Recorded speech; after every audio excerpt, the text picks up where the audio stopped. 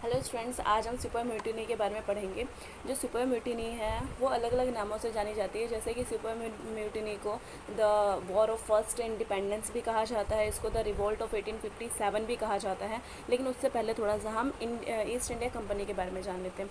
East India company जो है वो ब्रिटिश मोनार्क ने इसको इस्टब्लिश किया था 31 दिसंबर 1600 में, और इसको एक रॉयल चार्टर के थ्रू इसको पास किया गया था, जिसमें जो ईस्ट इंडिया कंपनी है उसको ऑथराइज़ किया गया था कुछ लेजिस्लेटिव राइट और monopoly of trading over the Indian ocean. ठीक है, लेकिन जो ईस्ट इंडिया कंपनी है इसको कंस्टिट्यूट तो 1600 में किया गया था, लेकिन ये 1608 में ये इंडिया आई थी और सूरत में, और इसने अपनी पहली कंपनी को इस्टेब्लिश किया था मसूलीपट्टनम यानी आंध्र प्रदेश में, और इसकी जो दूसरी कंपनी थी वो इसने सूरत में इस्टेब्लिश किया था।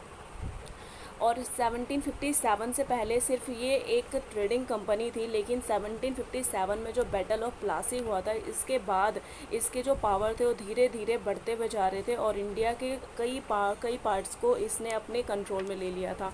ठीक है, और ये एक स्ट्रॉन्ग पॉलिटिकल पावर बन गया था।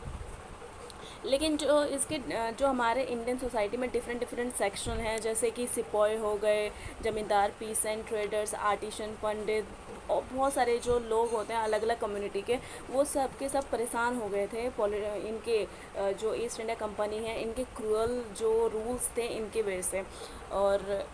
और यहाँ पे जो ये 1857 में जो ये 1857 से 1757 से 1857 के बीच में कई कई फिनोमिना हुए थे, कई घटनाएं हुई थी, जैसे कि रिलीजियो पॉलिटिकल वायलेंस हुए थे, ट्राइबल मूवमेंट हुए थे, पीसेंट अपराइजिंग, सिविल रेबेलियन।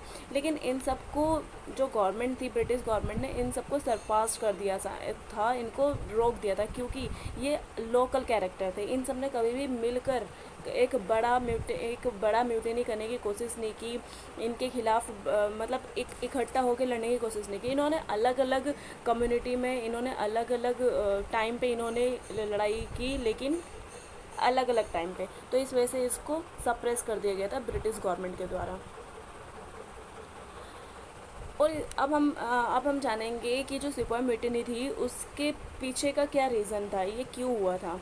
जो सिपाही म्यूटिनी थी वो 1857 में हुई थी। इसको ईस्ट इंडिया कंपनी में जो आर्मी थे इंडिया के, उन्होंने स्टार्ट किया था, क्योंकि इंडिया जो गवर्नमेंट थी उन्होंने एक न्यू राइफ़ल को इंट्रोड्यूस किया था, जो कि काफ़ी ज़्यादा मतलब जो पुराना था वो काफ़ी ज़्यादा टाइम कंज्यूमिंग था। इस वजह से उन्होंने न्यू राइफ़ल को इंट्रोड्यूस किया था, जिसको जो कि 1853 के पैटर्न का इनफिल्ड राइफल मस्किट था, और उसमें कार्टेजेस भी थे उसमें, मतलब इंट्रोड्यूस किया गया था न्यू कार्टेजेस को उसमें। और जो सोल्जर्स थे उनको ऐसा था कि उनको जो कार्टेजेस था उसको ऊपर का जो पार्ट था उसको अपने मुंह से ओपन करना था कार्टेजेस का।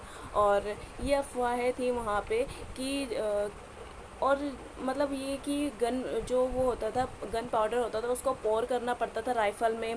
ठीक है, मतलब ये कि पहले वाला जो पुराना था उसमें पहले क्या करना पड़ता था, उसको पहले गन पाउडर डालना पड़ता था, फिर बुलेट डालना पड़ता था, फिर उसको सेट करना पड़ता था। ठीक है, लेकिन अब क्या था, अब कार्टेजेस था उसमें डायरेक्ट उसमें बुलेट और गन पाउडर दोनों ही था, बस उसको ओपन करना था ऊपर से और उसको राइफ़ल के अंदर डाल देना था और सेट करना था, बस यही था। इस वजह से जो न्यू राइफ़ल था उसको इंट्रोड्यूस किया गया था।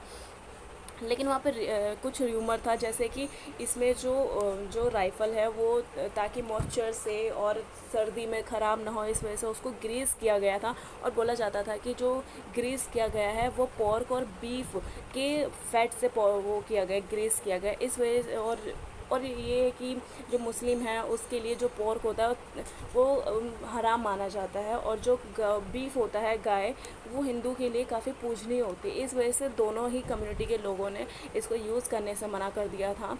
ठीक है, और उन्होंने क्या किया, जो म्यूटिनी सिपाही थे इन्होंने अपने जो ऑफिसर्स थे जो कि उनको फोर्सफुली यूज़ करने के लिए कहते थे राइफ़ल्स वगैरह, उनको उन्होंने मार दिया था, और अपना जो रिवोल्ट का बैनर था उन्होंने फहरा दिया था कि हाँ अब हम आपके ख़िलाफ़, ब्रिटिश गवर्नमेंट के ख़िलाफ़ हम एक राइवल स्टार्ट कर रहे हैं, रिवोल्ट स्टार्ट कर रहे हैं। ठीक है, तो लेकिन ये क्या हुआ था, ये बहुत छोटे छोटे लेवल पे हुआ था। ठीक है, तो इस वजह से यहाँ पे मतलब ये प्लान नहीं किया गया था, तो इस वजह से ये एक साल के अंदर अंदर सरपास कर दिया गया था गवर्नमेंट के द्वारा।